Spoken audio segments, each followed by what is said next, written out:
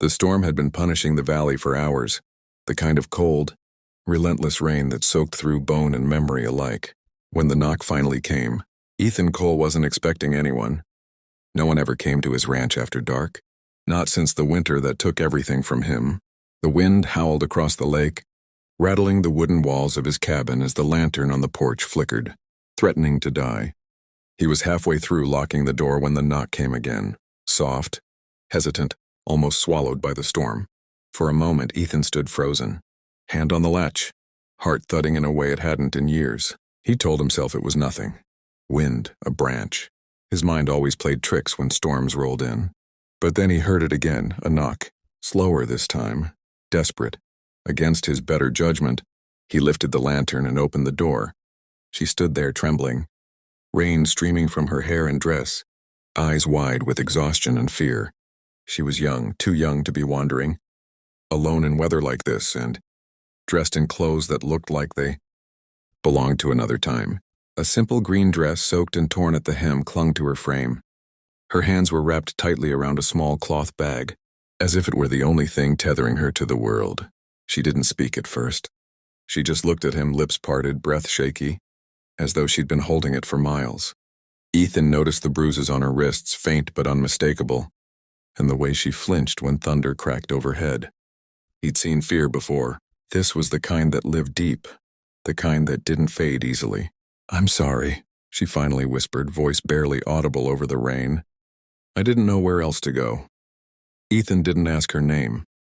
He didn't ask where she came from or why she was alone. He simply stepped aside and held the door open. The lantern cast a warm glow across her face as she hesitated, then crossed the threshold, like someone afraid the ground might disappear beneath her feet. The moment she entered, the storm seemed farther away, muffled by thick wooden walls and years of solitude. Ethan shut the door behind her, bolting it out of habit, and gestured toward the fire. "Sit," he said, his voice rough from disuse. She obeyed, lowering herself onto the edge of the chair, still clutching her bag. As she warmed her hands by the fire, Ethan noticed the way her shoulders slowly relaxed, though her eyes never stopped scanning the room. The cabin was simple, too simple for visitors. One table, two chairs, a fireplace worn smooth by time, no photographs on the walls, no signs of a life beyond survival. He poured her a cup of water, then hesitated before handing it to her. Afraid sudden movement might send her running, she accepted it with trembling fingers, murmuring thanks before taking a careful sip. Silence settled between them, heavy but not uncomfortable. Ethan had lived with silence long enough to understand it didn't always mean emptiness. "You can stay until morning," he said at last. "Storm will pass by then." She looked up at him, eyes shining, and nodded. "Thank you," she whispered again, like the word carried more weight than he understood. He turned away, pretending not to notice the tear that slid down her cheek. He told himself he was doing this because it was the right thing. Nothing more. Helping a stranger didn't mean reopening old wounds. It didn't mean anything had changed. Later, as the fire crackled and the storm softened into a distant murmur, Ethan prepared a simple meal. He slid a plate toward her without ceremony. She ate slowly, cautiously, like someone unaccustomed to kindness. Every so often she glanced at him as if trying to memorize his face. It unsettled him more than he cared to admit. When she finished, she folded her hands in her lap, staring into the fire. "I won't be trouble," she said suddenly. "I'll leave as soon as it's safe." Ethan shrugged. "You'll leave when you're ready." The word surprised even him. Night deepened and exhaustion eventually pulled at her eyes. Ethan offered her the bed, insisting he'd sleep by the fire. She protested weakly, then gave in, too tired to argue. As she stood, she wavered, and for a brief moment her hand brushed his arm. The contact was electric, startling him with a memory he'd buried long ago. She pulled away instantly, murmuring another apology before disappearing into the small bedroom. Ethan sat alone by the fire, staring at the flames until they blurred. He told himself it was just another night, just another stranger passing through. But long after she fell asleep, he heard her cry out, soft, broken words tangled in a nightmare. He didn't move. He didn't intervene. He knew better than to step into someone else's pain. Still, he stayed awake until dawn, listening, guarding, pretending his heart wasn't already changing. Morning came pale and quiet, the storm leaving behind a silver mist across the lake. She emerged from the bedroom hesitant but calmer, her hair still damp, eyes rimmed with sleeplessness. She thanked him again, this time with a steadier voice. They stood on the porch together, the world washed clean and fragile. "I never caught your name," she said. "Ethan," he replied. She smiled faintly. She stopped herself, fingers tightening around her bag. "I'll tell you later." He nodded, respecting the boundary. As she turned to leave, something compelled Ethan to speak. "You don't have to go just yet," he said. "Ranch could use an extra pair of hands." She looked at him, startled, then hopeful, like someone offered a lifeline they didn't expect. "Are you sure?" she asked. He was sure of nothing, but he nodded anyway. She stepped back inside, and with that simple choice, everything shifted. That night, as they sat by the fire once more, she finally spoke again, voice low and trembling. "There's something you should know about me," she said. Ethan stared into the flames, unaware that the name she would soon whisper had the power to unravel the life he'd rebuilt in silence. "And if you think this story ends here, you're wrong, because what she says next changes everything." The fire had burned low by the time she finally spoke again. Outside, the lake lay unnaturally still, as if the world itself was holding its breath. Ethan sat across from her, elbows resting on his knees, eyes fixed on the glowing embers.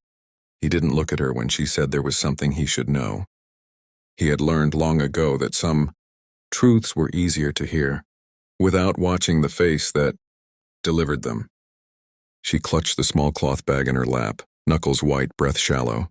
"I didn't come here by accident," she said. Her voice shook, but there was resolve beneath it now. "I've been running for a long time. Longer than I should have." Ethan nodded slowly, still silent.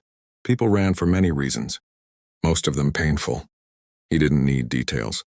"Not anymore. They told me you lived out here," she continued. "That you didn't ask questions. That you helped people disappear."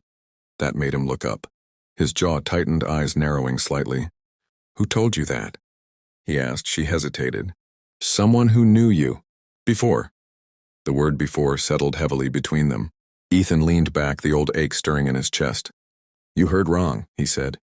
"I'm not that man anymore." She swallowed hard. "I was hoping you'd say that." Silence returned, thicker than before. The fire popped, sending a spark upward. She stared into the flames like she was searching for courage hidden there. "They're looking for me," she said. "If they find me, I won't survive it." Ethan exhaled slowly. "You should go farther north," he replied. "Plenty of places to hide." She shook her head, tears welling. "I can't because of who I am." He frowned. "Who you are doesn't matter here." Her lips trembled. "It does because of who he was." She reached into the cloth bag and pulled out a folded photograph, worn thin at the edges. She placed it gently on the table and slid it toward him. Ethan's heart skipped the moment he saw it. The image was old, faded, but unmistakable. A younger version of himself stood beside another man, both smiling, arms slung over each other's shoulders. Brothers, not by blood but by choice. The firelight flickered across the photo as Ethan's hand hovered above it, unwilling to touch. "Where did you get this?" he asked quietly. Her voice dropped to a whisper. "My mother kept it hidden. She told me I was never supposed to know." Ethan felt the room tilt. His chest tightened, breath suddenly hard to draw. "Your mother?" he repeated. She nodded, tears spilling freely now. Her name was Sarah Cole. The name hit him like a gunshot. Ethan staggered back in his chair, memories crashing in, laughter, promises. A winter night soaked in blood and regret. Sarah, his sister. Gone for 15 years, buried without answers. "She didn't die in that fire," the woman said through sobs. She escaped. She was hurt. Terrified. Pregnant. Ethan stared at her, the truth assembling piece by piece, cruel and unavoidable. "She spent her life hiding me," she continued. "From the men who destroyed everything you loved." His hands shook. "Why come now?" he asked. "Why me?" She met his eyes, fear and hope colliding. "Because before she died, she told me one thing. If the world ever closed in, find Ethan, he'll protect you." The fire crackled loudly, breaking the spell. Ethan rose slowly, pacing the cabin like a caged animal. Anger surged at the past, at himself, at the universe for daring to bring this to his door. "I failed her," he said bitterly. "I wasn't there." She stood too, voice trembling but fierce. "You're here now." The words landed harder than any accusation. Ethan stopped pacing. He looked at her, really looked at her, and saw his sister's eyes staring back at him. "They're close," she said softly. "I heard them talking in the town." Ethan nodded once, resolve settling in like iron. "Then they won't take you," he said. "Not tonight." "Not ever." He retrieved an old rifle from above the fireplace, checking it with practiced ease. "This ranch was built to disappear," he added. "And so were we." Tears streamed down her face as she stepped forward, wrapping her arms around him. For a moment he stiffened, then returned the embrace, holding on like he'd been given a second chance at something sacred. By dawn, the decision was made. She wouldn't run anymore. She would stay. The ranch would become what it was always meant to be. Not a refuge for ghosts, but a home. As the sun rose over the lake, Ethan stood on the porch beside her, shotgun resting against the wall, eyes scanning the horizon. "What's your name?" he asked gently. She smiled through tears. "Emily," she said. He nodded. "Welcome home, Emily. And if this story moved you, if you felt the mystery, the heartbreak and the hope, subscribe to the channel now. More powerful stories like this are coming, and you won't want to miss the next one.